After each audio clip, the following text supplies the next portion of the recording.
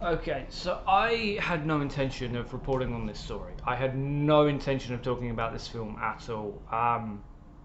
None whatsoever. There's a few reasons for it, but mostly it's because other people who have a much wider reach than I have already done it. You've got Az from Heel vs Babyface, you've got Gary from Nerderotic, you've got Jeremy from The Quartering, you've got Anna, that Star Wars girl. In fact, I'm going to link Anna's review of Cuties down below, because if you don't know, none of these channels are political. None of these channels are left wing or right wing. These channels focus on pop culture. Anna, that Star Wars girl, is a massive fan of Star Wars. That's where a lot of her content is, talking about Star Wars and Star Trek and sci-fi and geeky things. She watched the film and she gives a review of the film. Now, her style, for everyone that doesn't know, is just talking to the camera like this. She doesn't use stills, she doesn't use footage or anything like that, and it's always done in one take. So when she's recanting the scene, you can see how stressful it is just trying to recall it. I don't need to watch a snuff film to know I'm not going to enjoy watching a snuff film. I don't need to watch another hack and slash horror to know hack and slash horrors just aren't for me. I don't think blood and gore is an interesting premise. There are interesting horror films out there, but I don't think hack and slashers do it. They bore the hell out of me. And I don't need to watch a CP film to know that CP is bad. And that's what this film is. It's softer version, don't get me wrong, there's far worse out there. But people are defending this film who have never seen it. And the reason why I'm doing this video is because TYT, last night, this morning, depending on when you're watching this, defended the film. Now, I'm a big fan of the Young Turks. When it comes to American news, that's my primary source. That's my go-to source. I look to see what Cenk Uygur and Anna Kasparian and all the rest of them, to see if they've covered it. So they put out a video, and it's obvious that they haven't watched the film. They do a quick description that someone else wrote about this film, but what someone else wrote about this film is not what this film is.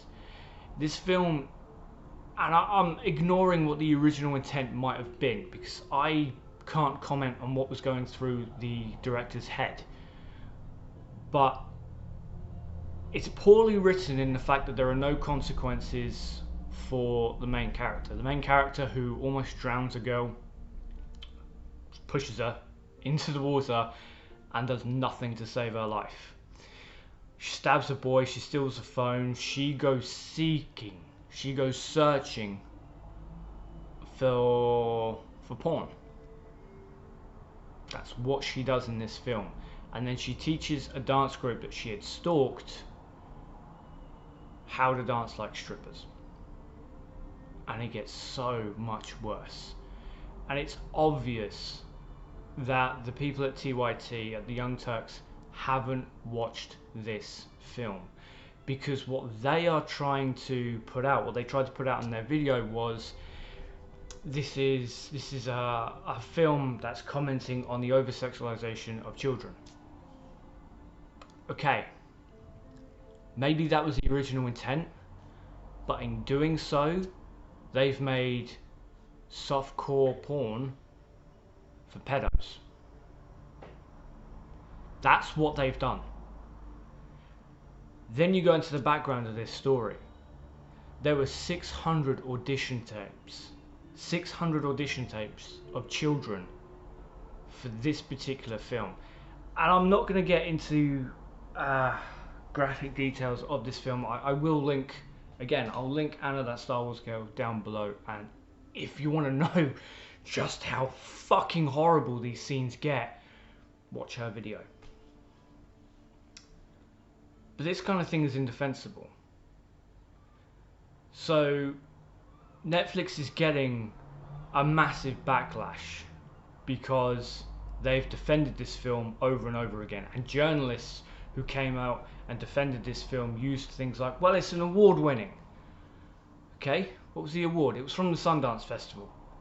Right, okay. The guy who was running Sundance is a child molester. So he gave this film, with graphic parodies of adult films using children, he gave this film an award. And because of that, numerous journalists came out and defended it. And they rightly got a fuck ton of backlash.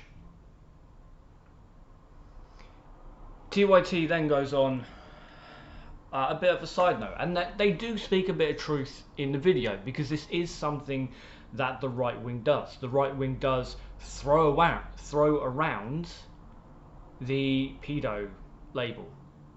They do that all the time.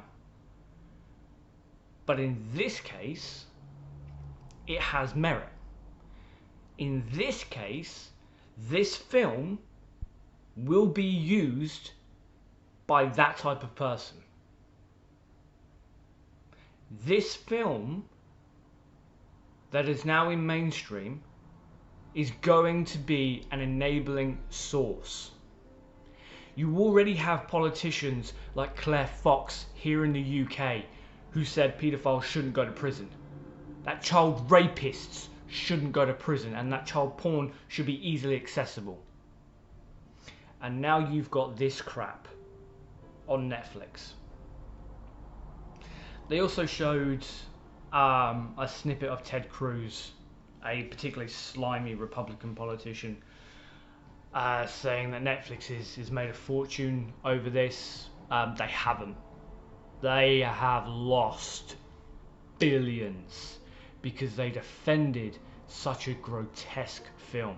Now, the way that it's been advertised in a number of different places, okay, like the French posters, for example, they make this film out to be something completely different as well, because they make this film out to be something that's family friendly. You know, a young girl finding herself, an 11-year-old, trying to come with her own identity. It makes it sound like a coming-of-age film, a family-friendly film. She joins a dance group. Yay! No. No, it's really, really fucking not. The closest thing to truth that any of these advertisements have on this film was the poster that Netflix put out with children wearing stripper clothes in overly sexual positions, and that sets the tone for the whole film. Not just that the main character is a psycho, and I don't want this to sound like I'm attacking the children in this film. They want to be actors. They want to be in the film industry. They didn't control the cinematography. They didn't control where the cameras go and where the cameras zoom in. People are right to be fucking outraged at this film. People are right to be cancelling their Netflix subscription left, right and centre. TYT came out and defended this. They haven't watched the film. Because if they had, as a long-term viewer of TYT, at least 8 years I've been watching the Young Turks, I don't think they would have defended this film. I think they would have made some kind of commentary about it, but I don't think they would have defended this film. Certainly not the way that they did. This film is indefensible. That's how simple it is. For once, the Republicans throwing around that term is actually fitting. It is fucking disgusting. There you go.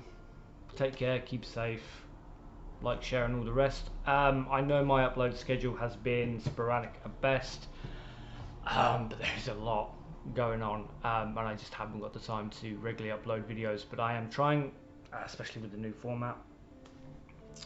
Take care, keep safe, and I will see you next time.